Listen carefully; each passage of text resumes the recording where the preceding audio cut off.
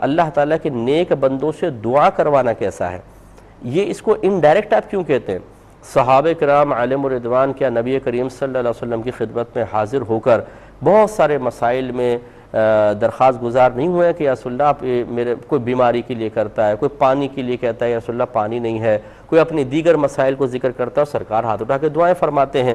تو یوں کیا صحابہ کرام نہیں جانتے تھے کہ ڈائریکٹ اللہ تعالیٰ سے مانگا جائے؟ کیوں نبی کریم صلی اللہ علیہ وسلم کی بارگاہ میں حاضر ہوئے؟ پھر اللہ تعالیٰ نے خود قرآن عظیم میں ارشاد فرمایا وَابْتَغُوا إِلَيْهِ الْوَسِيلَةَ، اللہ تعالیٰ کی بارگاہ میں وسیلہ تلاش کرو۔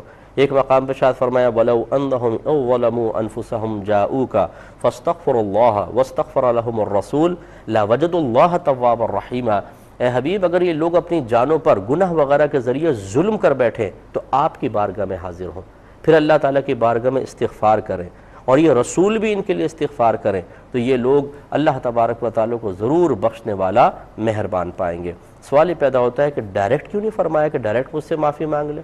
ڈائریکٹ کا حکم بھی قرآن میں لکھا ہوا ہے، لیکن یہ وسیلہ کہ میرے حبیب کی بارگاہ میں حاضر ہوں پھر استغفار کریں اور یہ رسول بھی ان کے لیے استغفار کریں تو یہ اللہ کو بہت بخشنے والا مہربان پائیں گے۔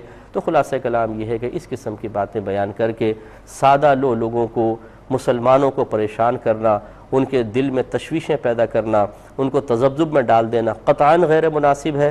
آپ ڈائریکٹ مانگنا چاہتے ہیں ڈائریکٹ مانگیے۔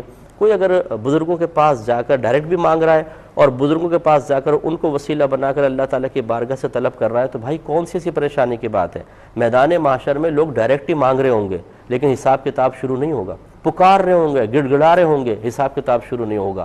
سارا مجمع پہلے جائے گا آدم علیہ السلام کے پاس، ان سے ریکویسٹ کرے گا آپ سفارش کریں، آپ فرمائیں گے کہ اذهبوا الى غیری، میرے غیر کے پاس جاؤ، آج میں اس منصب پہ فائز نہیں۔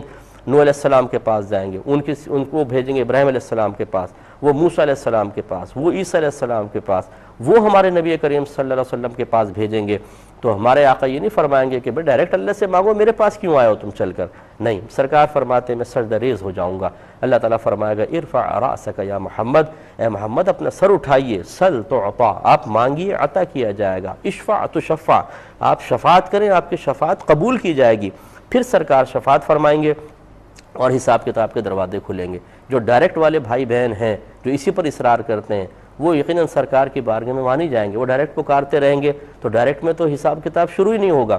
یہ اللہ تعالیٰ میرے نبی کریم صلی اللہ علیہ وسلم نے میدان محشر کا ابھی نقشہ قائم کر کے بتا دیا ہے۔ جو کام دنیا میں غلط ہو وہ میدان محشر میں عین اللہ تعالیٰ کی رضا کا سبب کیسے بن سکتا ہے؟ اللہ کی مرضی کے موافق کیسے ہو سکتا ہے؟ جو یہاں غلط ہے وہاں بھی غلط، اور جو وہاں سرکار ہمیں بتا رہے ہیں کہ جب تک ڈائریکٹ کتنا بھی مانگ لو حساب کتاب شروع نہیں ہوگا، جب تک سرکار کی بارگاہ میں سب آ کر یوں نہیں کہیں گے یا رسول اللہ مدد فرمائیے تب تک کام نہیں بنے گا۔ پھر سرکار سفارش فرمائیں گے، حساب کتاب شروع ہوگا۔ تو جب یہ اشارے کر رہے ہیں تو اس کا مطلب جو وہاں چیز جائز ہے اس چیز کو اگر دنیا میں اپلائی کیا جائے، اس سے دنیا میں نفع اٹھایا جائے تو کیا غلط ہوگا؟